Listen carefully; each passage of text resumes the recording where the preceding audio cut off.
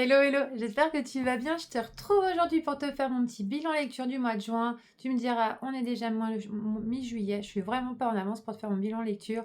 Si tu avais vu ma PL prévisionnelle du mois de juin, il y avait 5 romans annoncés dans ma PL et en fait j'en ai lu que 3. Le mois de juin, j'ai été hyper KO entre la chaleur, la fin d'année qui est toujours très très speed et tout. J'avoue que dès que je commençais à bouquiner, parce que moi je lis beaucoup en fin de journée, du coup quand j'ai un peu plus de temps libre et dès que je commençais à bouquiner, je piquais du nez. C'était une horreur et une grosse frustration aussi parce que quand j'ai pas mon quota de pages par jour, j'avoue que je suis super frustrée de ne pas pouvoir avancer dans mes lectures. Mais bon, c'est pas grave, je vais me rattraper sur l'été, j'espère. Et donc voilà, donc là je vais te parler des 3 romans que j'ai lus. Bon, tu verras, il y en a déjà 2 que je t'ai déjà présentés en chronique, donc du coup tu les as peut-être déjà vus. Donc le premier, c'est Soir d'été, je l'avais commencé au mois de mai, en plus celui-ci je l'ai fini au mois de juin parce que je l'avais lu en lecture commune. En gros, pour le topo, je te le refais, c'est l'histoire d'Aimée, qui est une des stars de son lycée. Et en fait, tous les ans, elle va passer ses vacances à l'hôtel Carson, dans le sud de la France. Franchement, ça la saoule de faire ça, mais c'est parce qu'elle vit avec ses grands-parents et en fait, sa mère travaille dans cet hôtel, donc tous les ans, et c'est pour un peu garder le lien avec sa mère. Mais elle, la seule satisfaction qu'elle y trouve, c'est qu'elle retrouve Matteo, le fils du patron de l'hôtel. Elle est red dingue de lui. Et donc voilà, elle fait tout pour attirer son attention. Et là, cette année, elle se dit c'est bon, allez, il va se passer quelque chose. En plus, en parallèle de ça, en fait, elle s'est inventé une vie imaginaire avec lui, qu'elle a raconté donc à ses copines du lycée, qu'en fait, elle vivait un truc de fou avec lui. Donc voilà, elle est partie dans son délire. Et bien évidemment, bah, ça va pas se passer comme elle avait prévu. Donc j'ai vraiment beaucoup aimé ce roman, il est vraiment doux. C'est une très belle lecture d'été et d'ailleurs n'hésite pas, si tu veux tenter ta chance, il y a un concours sur mon compte pour le gagner jusqu'à demain. Donc voilà, n'hésite pas à tenter ta chance. Ensuite, j'ai aussi lu 31 jours pour t'aimer. Je te l'ai présenté aussi, j'ai fait ma chronique il y a pas longtemps, donc celui-ci je l'ai eu en service de presse. C'est écrit par Sophie Jomain, publié chez Ozu. C'est sous le format Un jour une lettre. J'adore ce format chez Ozu, c'est vraiment magnifique. Et puis en plus là, j'avoue, j'avais reçu la version collector. Elle est vraiment trop trop belle. Ça c'est pareil, c'est une super lecture d'été. Donc là, en fait, c'est une jeune fille qui va passer ses vacances au Cap d'Agde. Et en fait, sur une table d'un café, elle va retrouver une lettre chiffonnée. Alors, curiosité de l'ouvrir et de savoir de quoi ça parle.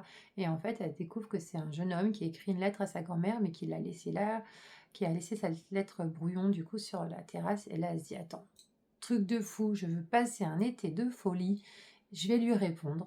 Donc elle décide de lui répondre et de transmettre sa lettre par le patron du café. Et voilà, elle va en suivre une correspondance pendant 31 jours. C'est super mignon, j'ai beaucoup aimé leur échange de lettres entre les deux protagonistes. Et en plus, en parallèle, on découvre aussi leur vie en dehors des lettres et donc l'évolution de chaque personnage. C'est vraiment super frais, c'est super mignon, j'ai adoré. Et ma troisième lecture, c'est Picking Daisies on Sundays, donc chez Hachette Roman. Celui-ci, j'avais hâte de lire. Ça faisait longtemps qu'il était dans ma PAL et j'avais vu tellement de choses passer sur lui que voilà, j'avais hâte de le découvrir. Je m'attendais vraiment à avoir une lecture qui est vraiment super forte, on va dire, que j'avais vraiment vu. C'est ça le problème en fait. Quand les romans sont vachement mis en avant, t'imaginais plein de trucs. Et malheureusement, ça n'a pas été aussi bien que mes espérances. Après, c'est un bon livre, franchement, il n'y a rien à dire, c'est une bonne lecture. J'ai pas encore fait ma chronique dessus, il faut que je la prépare.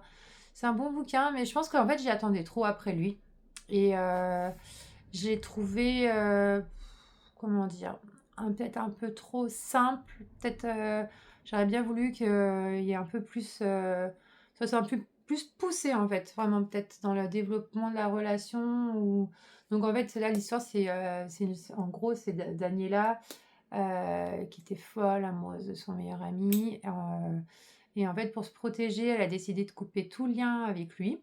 Ils vont se retrouver plusieurs années plus tard.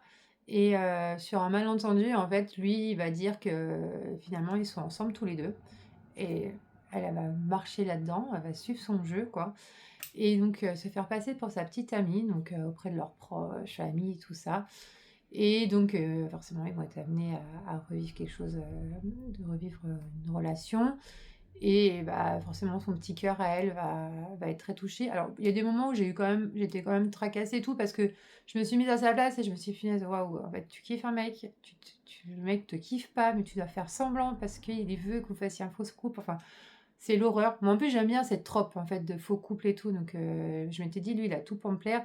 Mais ouais, je pense que j'attendais peut-être un peu plus que ça, pareil, enfin voilà, j'attendais plus. Mais bon, c'était quand même, une bonne lecture, voilà, ça se lit bien, si tu veux une lecture facile, toute douce et tout, elle est parfaite.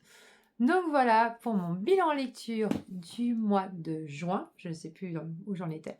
Mon bilan lecture du mois de juin et bah, je te retrouve bientôt pour te présenter ma PL d'été. Là, je vais faire juillet, août, je vais tout mélanger et on va voir si j'étais très optimiste ou pas. Et puis, bah, je te dis à bientôt. Je te prépare aussi une petite sélection de lectures pour l'été. On est déjà mi-oui juillet, je sais, donc mais il faut que je me dépêche. Donc voilà. Allez, allez, je te dis à bientôt. Salut, salut!